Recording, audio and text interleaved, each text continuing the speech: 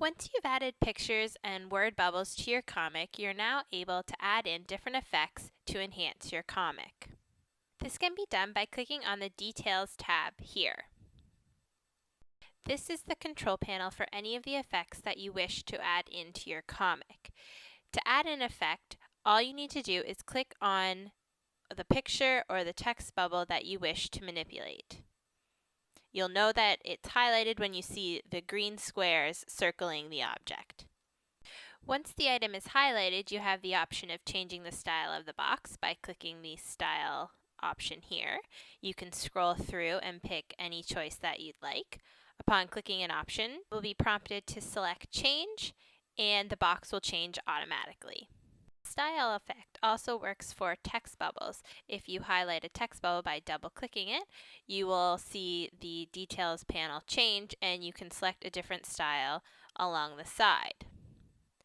Again, you'll be prompted to change it, hit change, and it will automatically change within your comic. You also have an option to add a fill or gradient effect to your comic. This is done by clicking the fill and gradient boxes located here.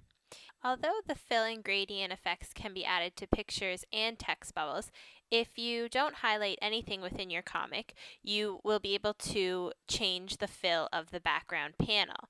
So once you click the fill button here, this color wheel will show up, and you can choose a color that you desire to be the background of your comic. Once you're done with that, close this box, and you can add a gradient by clicking the gradient box here. Again, like the background fill color, select a color you'd like, and it will be added. Just ensure that this gradient box is checked. Once the gradient shows up in your comic, you can rotate the position of the gradient by using this wheel here. And as you can see, the gradient moves position when you turn the wheel. You are also able to change the effect of a certain picture by double-clicking it and seeing the panel change here. You can change the brightness of the photo by moving this, or the saturation, anything that you would be able to Photoshop into a particular photo.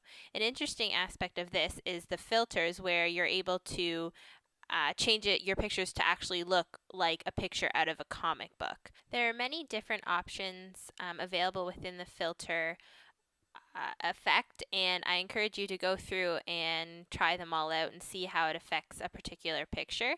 This will really enhance the way that your comic turns out and the dramatic effect of a particular scene within your comic. Lastly, any comic saved within the Comic Life program will only be able to be opened within Comic Life. So to save, to view your picture outside of the program, all that you need to do is go to File, Export, and you'll be exporting it as a fixed resolution PDF file. Once you click this, you'll be prompted to go through the different steps to save under a certain name, and it will automatically change your comic into a PDF where you'll be able to view it outside of the Comic Life program.